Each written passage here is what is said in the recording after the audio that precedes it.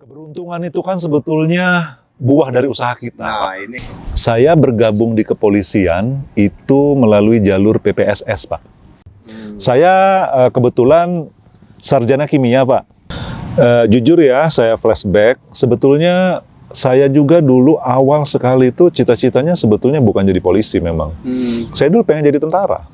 Kalau panggilan akrab formal ya Pak Fadilan, Pak Fadilan. tapi nickname saya, nama kecil saya itu Elan. Ajun Komisaris Besar Polisi Ahmad Fadilan merupakan seorang alumni perwira polisi sumber sarjana pada tahun 2002. Seorang sarjana kimia kelahiran Sumatera Selatan. Beliau resmi bertugas pada tahun 2003 dan mengawali tugas kepolisiannya di daerah asalnya di wilayah hukum Polda Sumatera Selatan.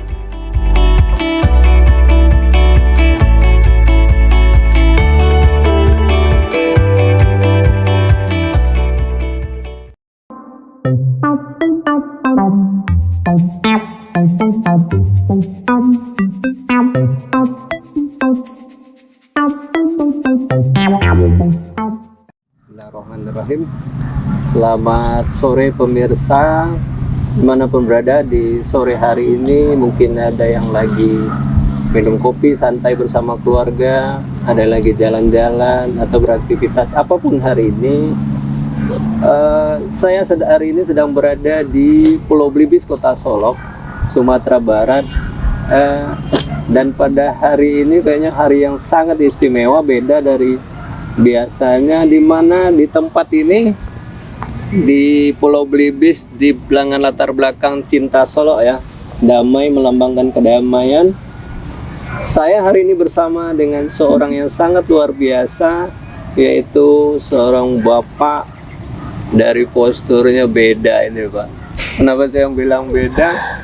Kenapa? Karena biasanya kelengkapan seorang Kapolres itu di atasnya ini pasti topi polisi gitu. Tapi sebelum ke situ nih Pak ya, saya ingin perkenalkan dulu Bapak Kapolres kita yang baru tentunya. Ini nama lengkapnya nih Pak ya, Bapak Ahmad Fadilan, MSI, MSc, ya? Iya Pak ya? Ya, betul Pak. Dan ada satu lagi, SSI. SSI. Nih, nah, agak aneh nih Pak. Agak aneh ya? Iya, tapi sebelum kita perkenalan dengan beliau, pemirsa, secara senyumnya, perawakan beliau nih agak saya bisa panggil seorang ayah ini ketimbang Kapolres nih Pak. Iya. Jadi dia bertanya dengan seorang ayah, tentu saja lebih kepada pendekatan emosional ya Pak ya. Boleh Saya Pak. mau tahu dari Pak, panggilan akrabnya apa nih Pak? Kalau panggilan akrab formal ya Pak Fadilan, Pak Fadilan. tapi nickname saya, nama kecil saya itu Elan. Elan. Elan ya. Di keluarga, di teman-teman masa kecil ya, Iya. teman sekolah itu Elan panggilan. Elan. Kayaknya panggilan kesayangan tuh Pak. Ya, almarhum ayah saya manggil saya waktu kecil sampai beliau meninggal Elan. Elan. Elan ya. Kalau diledek Ahmed, panggilnya. Ahmed. Nah, kalau pagi-pagi tuh dibangunin begitu, Ahmed. Tapi kalau panggilan sayangnya Elan. Katanya ada yang beda nih Pak dengan karir Bapak di kepolisian. Katanya ada yang beda bahwa dalam karir kepolisian Bapak bergabung dengan institusi Polri melalui jalur apa nih Pak bedanya? Oh iya iya. Ya, terima kasih Bang Satria. Saya udah diundang dan diberikan waktu oleh rekan-rekan untuk sedikit berdiskusi ya, menyampaikan latar belakang saya yang sekarang diberikan amanah sebagai Kapolres di Kota Solok ini. Saya bergabung di kepolisian itu melalui jalur PPSS, Pak. PPSS, Perwira Polri Sumber Sarjana.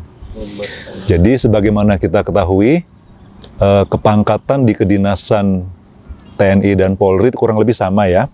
Ada kelompok tamtama, ada kelompok brigadir atau sersan kalau di TNI, ada kelompok perwira. Ya. Nah, sekarang kita bicara yang perwira dulu. Di perwira itu pun sumbernya tuh ada 3. Ya. Pertama dari akademi namanya, akademi kepolisian kalau di Polri. Yang kedua namanya PPSS tadi, atau Perwira Polri Sumber Sarjana, diambil dari Sumber Sarjana. Kalau sekarang berubah namanya Pak, jadi SIPSS, Sekolah Inspektur Polisi Sumber Sarjana. Yang ketiga sumber perwira itu dari SIP, Sekolah Inspektur Polisi, yang diambil dari bintara polisi, sudah berdinas dalam kurun waktu tertentu, sudah meraih gelar sarjana, dan lulus seleksi. Bisa juga menjadi perwira. Oke, kalau yang dari sumber sarjana nih Pak ya? Ya, itu saya kebetulan dari sumber sarjana. Sumber sarjana. Kan banyak sarjana nih Pak. Siap. Ya. Kalau dari sumber sarjana, apa tuh Pak? Sehingga Bapak bisa bergabung Oh iya, iya. kepolisian dengan sumber sarjana itu. Ya. Apa bedanya dengan sarjana-sarjana yang lain nih Pak? Ya, jadi sejarahnya sih yang saya pahami, sebelum tahun 2000 ya, Polri sejak dulu sebetulnya memang sudah menerima sekolah perwira itu dari sumber sarjana.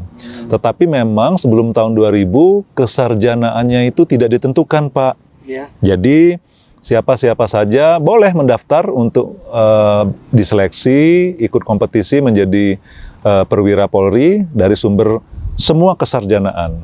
Tetapi karena memang prakteknya kepolisian ini dekat dengan ilmu sosial dan hukum, sehingga sebelum tahun 2000-an itu mayoriti perwira Polri Sumber Sarjana ini berlatar belakang hukum. Paling banyak ya, dan ilmu-ilmu sosial yang lain. Nah, setelah tahun 2000 setelah tahun 2000 itu ada sedikit pergeseran, Pak. Polri sudah menentukan kesarjanaan apa yang dibutuhkan. Jadi semua satker dan satwil Polri ya, dari Aceh sampai Papua itu membuat perencanaan.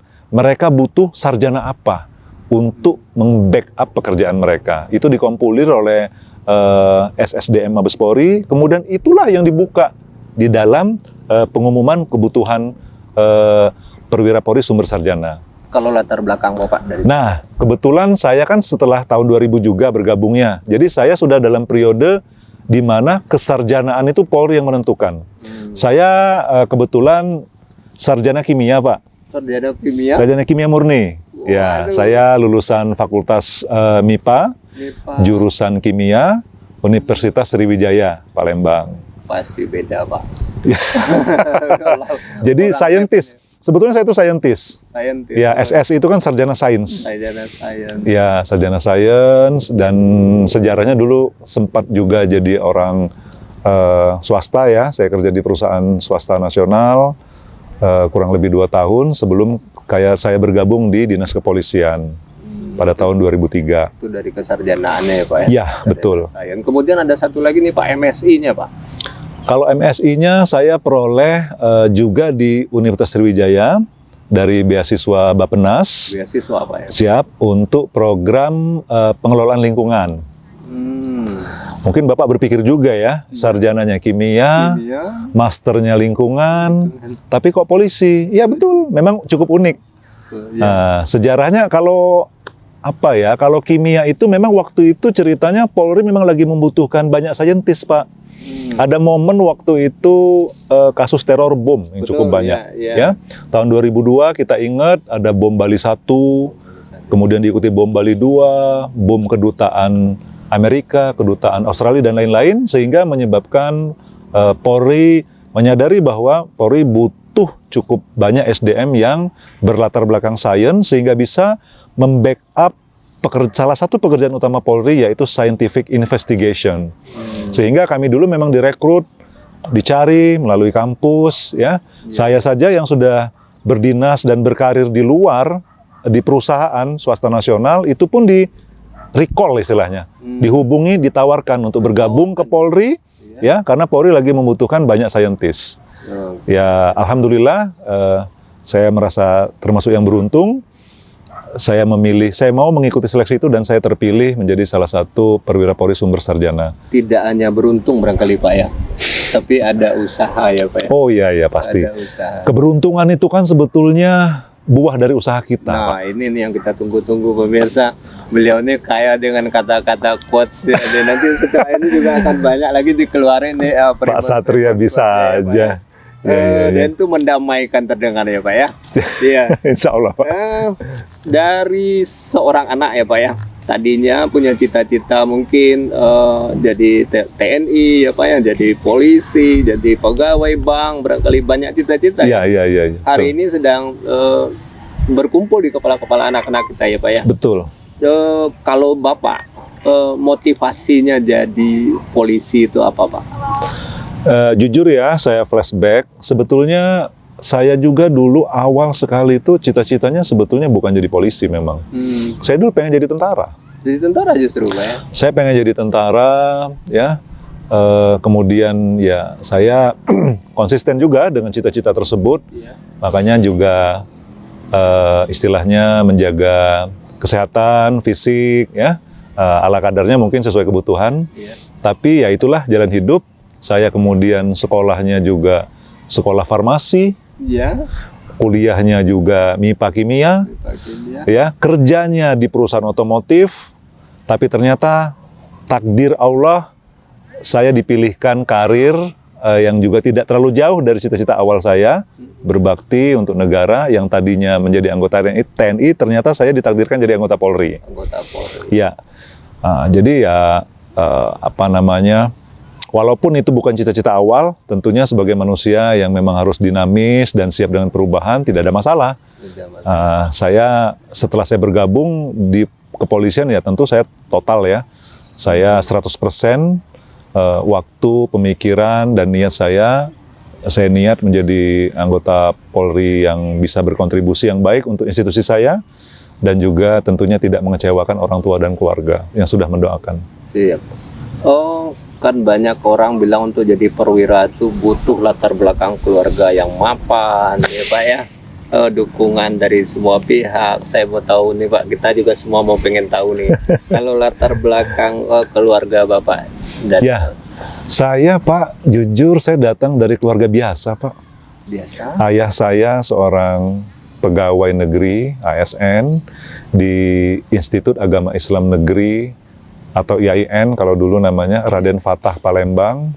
Ayah saya bahkan masuk jadi pegawai negeri itu dari golongan 2. Golongan 2 dengan ijazah SAPAG ya, Pendidikan Guru Agama. Ya. Beliau menyelesaikan sarjananya itu justru setelah beliau mendekati pensiun sebetulnya. Saya sudah sekolah SMP, saya ingat itu, beliau baru kuliah S1. Alhamdulillah beliau pensiun sudah golongan 3. Sementara ibu saya ya ibu rumah tangga. Kami 3 saudara, tidak ada yang istimewa, bukan dari keluarga yang mapan secara ekonomi.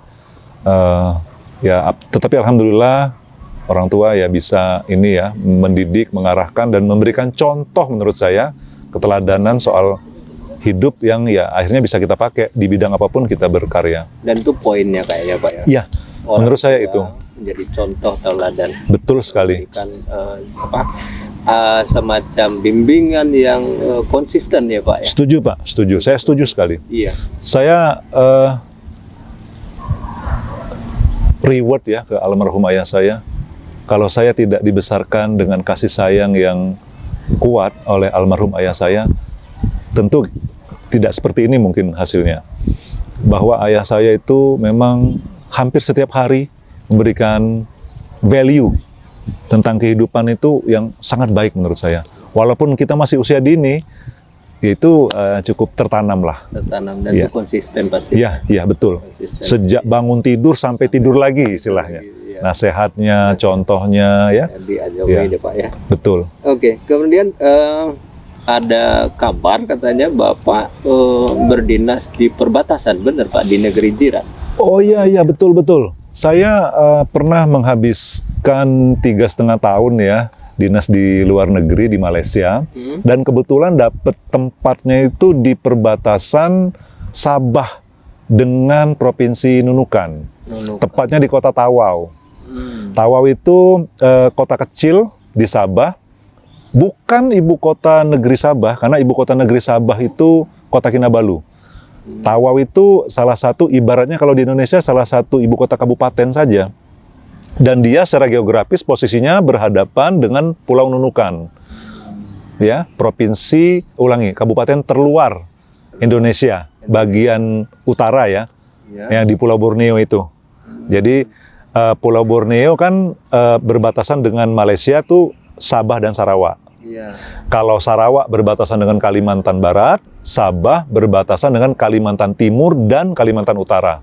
Nah, di sana saya bertugas di perbatasan Kalimantan Utara dengan negeri Sabah, Malaysia. Berarti Dari masih tahun wilayah Indonesia ya, Pak? di luar negeri. Luar negeri. Di luar negeri. Saya ditempatkan di sana sebagai liaison officer atau kalau sekarang nomenklaturnya sebagai staf teknis Polri pada Konsulat Republik Indonesia di Tawau. Lebih besar lagi sebenarnya di sana ya, Pak ya?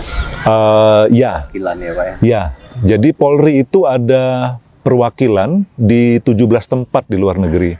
Salah satunya ya di Tawau itu. Sebelum kita masuk ke tugas Bapak di Polres Solok Kota ya, Pak ya? Iya, iya, boleh, Pak. Apa yang bisa Bapak bandingkan barangkali antara pengalaman Bapak di sana untuk diterapkan di sini barangkali atau semacam apa trik atau gimana, Pak? Oke, terima kasih, Pak. Sebetulnya memang secara umum relatif berbeda ya. Challenge atau tantangan yang kita hadapi bertugas di perbatasan negara lagi, dengan di sini di lingkungan domestik, di lingkungan kota ya, seperti di Solo ini.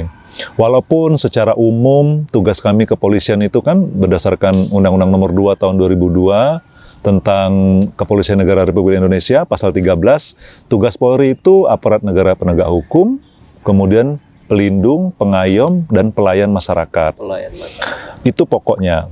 Nah, dalam pelaksanaannya, apapun profesi atau satker dan penempatan atau peran dari seorang anggota Polri, tentu tidak keluar dari koridor itu. Iya. Nah, yang kami lakukan, kalau kita di dalam negeri, seperti saya sekarang bertugas di Polda Sumbar, di Polres Solok Kota, ya saya mengamalkan itu, Pak, melaksanakan pasal 13 Undang-Undang Nomor 2 Tahun 2002 itu, tapi dalam konteks dan ruang lingkup dalam negeri yang dihadapi adalah warga negara Indonesia yang ada di negara sendiri. Nah, kalau kita sedang di luar, kita melaksanakan itu untuk masyarakat kita, WNI, tetapi yang sedang berada di luar negeri. Wah, lebih rumit lagi barangkali, Pak. Karena dilingkupi oleh lingkungan sosial, ya, sistem dan juga sistem hukum, semua yang berlaku kan hukum setempat di luar negeri. Nah, di sanalah mungkin perbedaannya. Kalau di dalam negeri yang berlaku semua produk perundangan Indonesia, kalau di luar negeri yang berlaku produk perundangan negara tersebut dong. Iya. Cuma karena ada banyak warga kita di sana, tentunya ada juga banyak persoalan yang mereka hadapi, khususnya Malaysia, agak khas memang, banyak permasalahan yang dihadapi oleh WNI di situ, sehingga dalam kesehariannya seluruh perwakilan pemerintah Republik Indonesia di Malaysia itu membutuhkan kehadiran Polri untuk keberhasilan misinya, yaitu misi perlindungan WNI. Oke. Itu dari latar belakang di sana ya, Pak. Iya. Cukup nih. Ada satu ungkapan nih, Pak ya.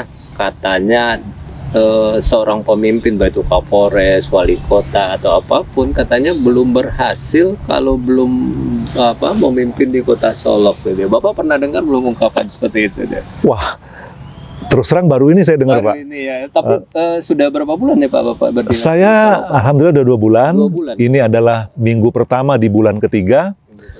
Dan sepertinya quote tadi ada benarnya, Pak. Ada benar. Udah mulai